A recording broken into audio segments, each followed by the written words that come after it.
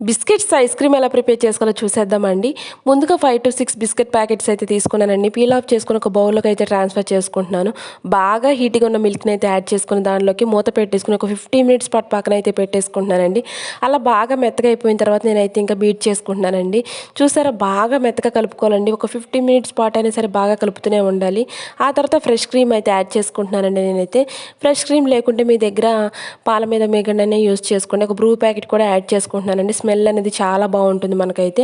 ఆ తర్వాత బాగా బీట్ చేసుకోవాలండి ఒక 10 మినిట్స్ పాటు. అలా బాగా బీట్ చేసుకున్న తర్వాత రిబ్బన్ కన్సిస్టెన్సీ వస్తుంది కదా, ఆ తర్వాత ఒక బౌల్లోకి అయితే ట్రాన్స్ఫర్ చేసేసుకోవడమేనండి. చాలా సింపుల్గా ఉంటుందండి ప్రాసెస్ మాత్రం. ఒక్కసారి మీరు కూడా ట్రై చేయండి. మీ పిల్లలైతే చాలా ఇష్టంగా తింటారండి. చాలా సింపుల్ ప్రాసెస్ కదండి, చాలా సింపుల్గా అయిపోతుంది మనకైతే. ఆ తర్వాత ఒక మూతనైతే పెట్టేసేసుకొని ఒక 2 అవర్స్ పాటు మన ఫ్రిడ్జ్లో ఉంచి తీస్తే చాలండి. అసలు మన simple and tasty ice cream అయితే ప్రిపేర్ అయిపోతుంది. చూసారా ఎంత క్యూట్గా ఉందో. నిజానికి చూస్తుంటేనే తినాలనిపిస్తుంది కదా. పైన నేనైతే టూటీ ఫ్రూటీస్తో యాడ్ చేసుకుంటున్నానండి. మీ దగ్గర ఉంటే యాడ్ చేసుకోండి, లేకపోతే అలా అయినా తినేయచ్చు, ఏం పర్లేదండి.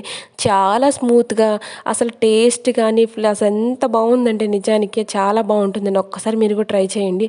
ఆ స్మెల్ కూడా భలే వస్తుందండి. అసలు చాక్లెట్ క్రీమ్ తిన్నట్లుగా అనిపిస్తూ ఉంటుంది. మీరు కూడా ట్రై చేసి ఎలా ఉందో మన కామెంట్ సెక్షన్లో చెప్పండి. ఎనీవే ఇంతవరకు వీడియో చూసారు కదా, ఒక చిన్న లైక్ ఇవ్వండి. సబ్స్క్రైబ్ చేసుకొని సపోర్ట్ చేయొచ్చు కదండి.